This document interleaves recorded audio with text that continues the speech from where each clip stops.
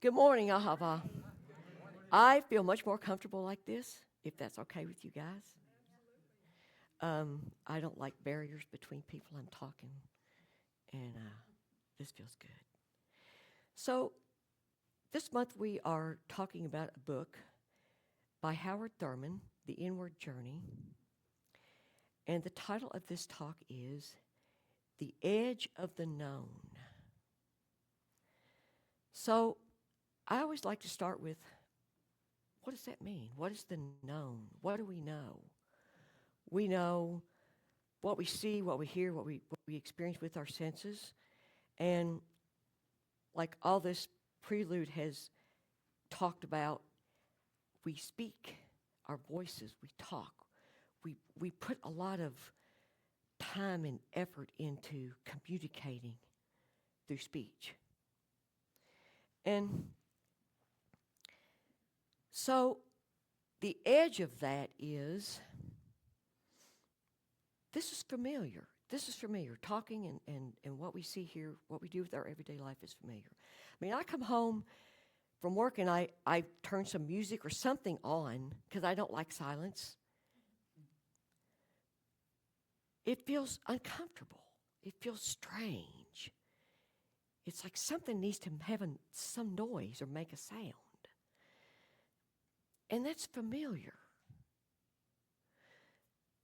So what if we went over that edge to the unfamiliar?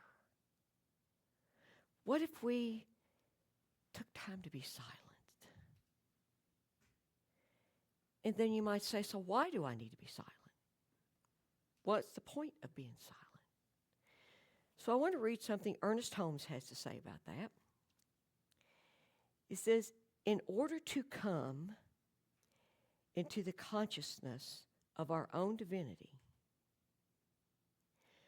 we lay aside every fear or doubt or worry, and we enter into the silent, peaceful contemplation that the Spirit of the living God is within us. All the power there is, all the presence there is, and all of the life there is right here.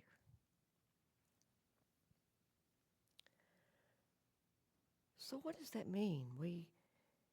Ernest Holmes is saying that when we are silent, we get in touch with the God within us.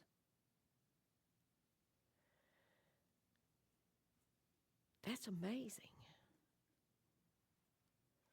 And we are made of what God is. We are made of that love and that peace and joy. And when we are silent, we can feel that more clearly, I think. But it's not easy to be silent, especially in our mind. And there's a lot of other spiritual wisdom traditions that also teach this same principle, and I just want to briefly mention those. I think we all have the same thing in common. We're all the same people.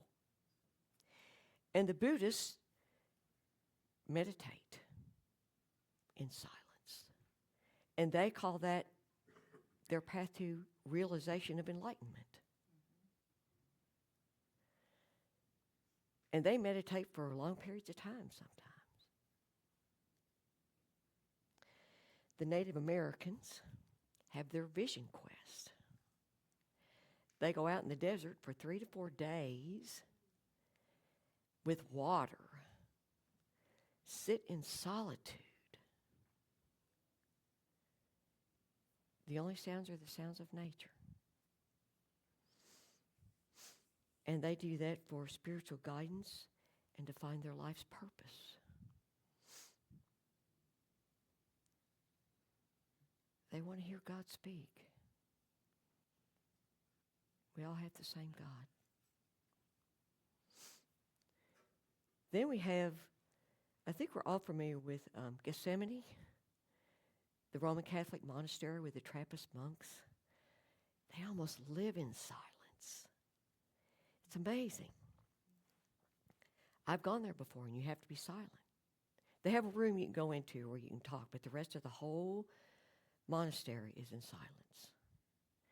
They eat all of their meals in silence. They're silent at night, and there's time periods during the day when they have to be silent. And when they're not silent, a lot of times they're singing those beautiful Gregorian chants. It just focus on spirit. They want to deepen their communion with God and minimize distraction. And I'm thinking, what distractions are there out in the middle of nowhere where they are anyway? They don't have half the distractions we do, but they still do that. They're still silent, and they want that connection with spirit.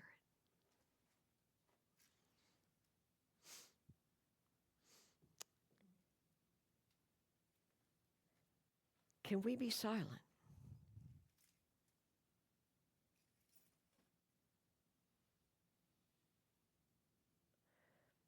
What happens when we're silent?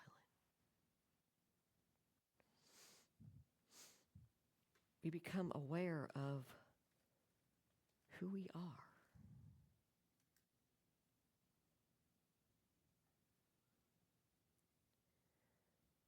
We are as spirit is. You know, I was thinking about this when I was doing this talk. I was thinking, what would it feel like to feel the magnitude of the love that God is? What would that feel like? Can I really get in touch with that by going inward and just listening and communing with God in silence? And I think that's what all this is saying. This is the truth. This is our path, our doorway to knowing who the truth of that we are. The wisdom, the joy, the peace, all the God qualities. We are that truth. What if we were really aware of that all the time?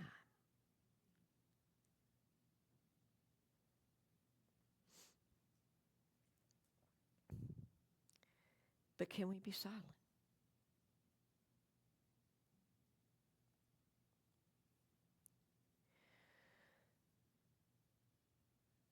I have another quote, Kahn and Langston in Deep Liberation, Shamanic Tools for Reclaiming Wholeness in a Culture of Trauma.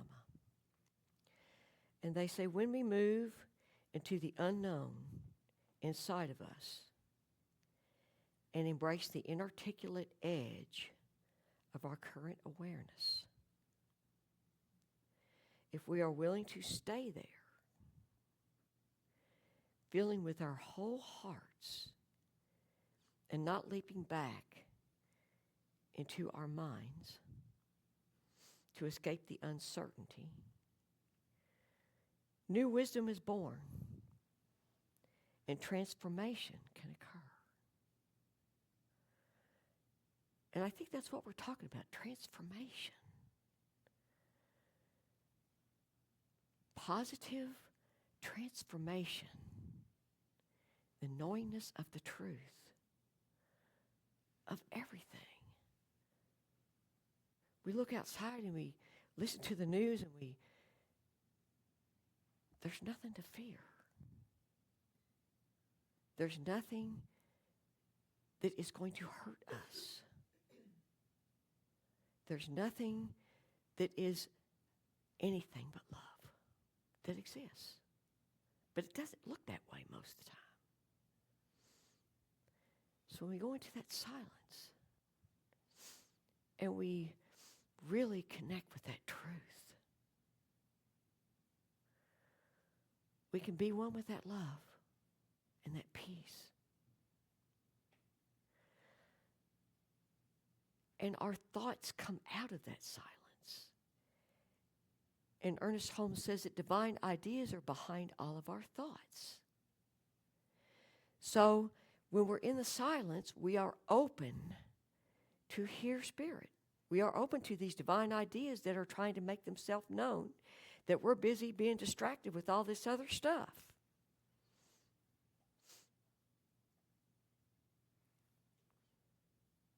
And that's not easy.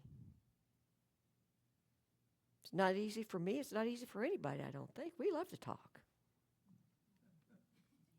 I like to talk. I talk to myself when I'm at home, so we like to talk. But if we could train ourselves to just take some time and spend in silence with Spirit, we fill the space. We tend to want to fill the space. You know, when I was writing this talk, I thought of some experiences I've had when I've attended 12-step meetings. I used to go to those a lot when I first was in recovery from my alcoholism. And I remember there were meetings that were designed where the chairperson would suggest a topic, and they'd call them pop-up meetings where you could just talk. People could just talk. And there would be people who like to talk a lot. And then there'd be people who kind of needed some silence. And I was one of those people, like, I needed to be silent for a minute before I could kind of get together and talk. And I would feel frustrated because people would not be comfortable with that silence, and they would feel it. As soon as it started, somebody would start talking sometimes. Sometimes they would let the silence. But it was frustrating. But sometimes we need silence to even collect our thoughts and to be able to connect with Spirit, to know what we need to say in certain situations.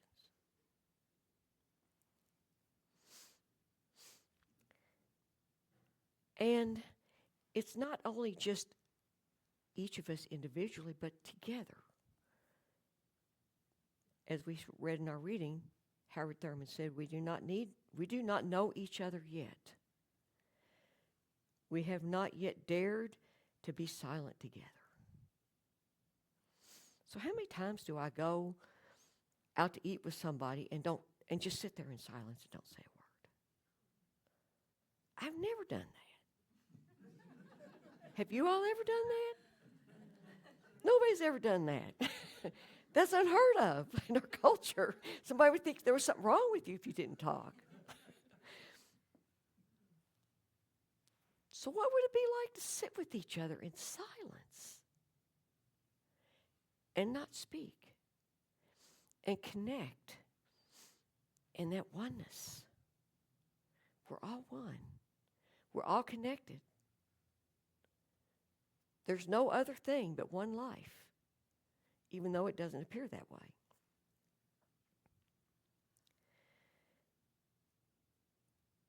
So we have a shared consciousness that we could connect in that way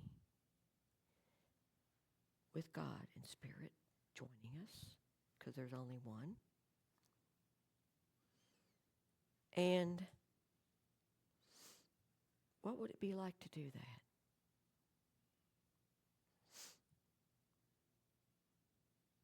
I think that would be interesting. So I am going to suggest that we try that out. And I'm only going to do it for just a couple of minutes because that's kind of uncomfortable. And I'm going to suggest that as we step into the silence, the affirmation, as we step into shared silence with each other, we are going to create a field where divine ideas can surface. We are a community in transition right now. And I think it's really important that we connect with each other. And I think this is a perfect way to do that in spirit and love. So I invite everyone to close their eyes. And let's experience this divine shared silence together.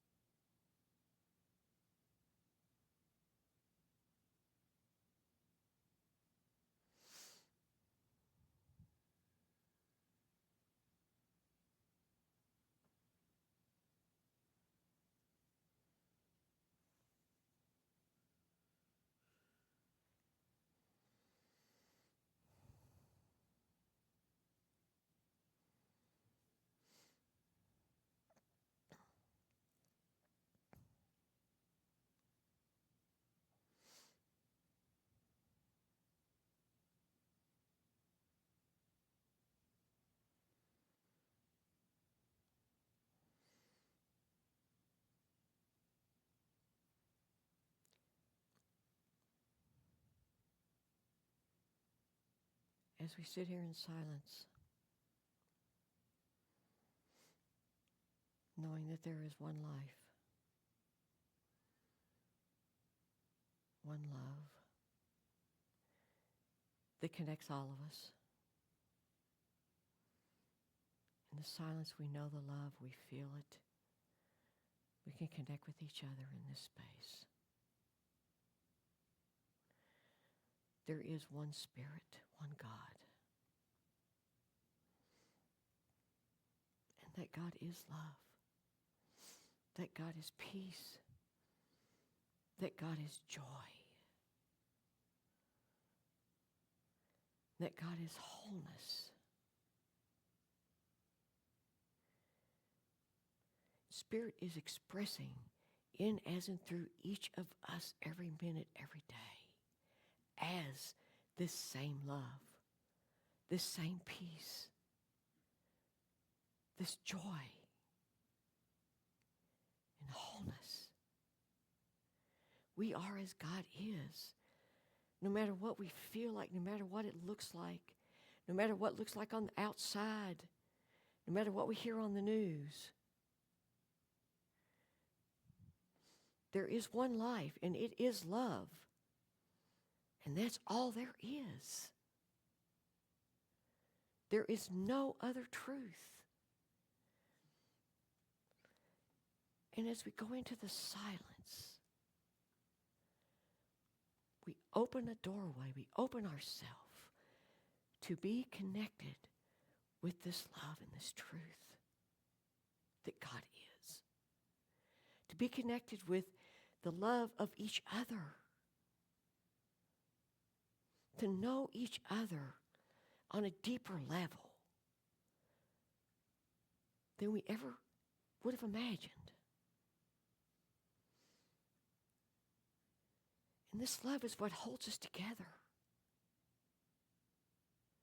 This love is what community is about.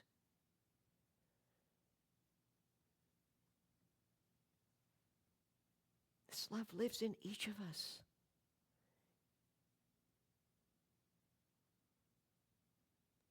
We are as God is. We are God's.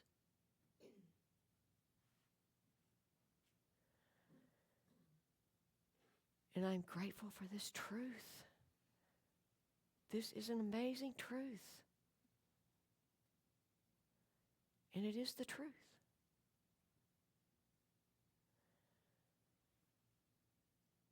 And in gratitude, so much gratitude,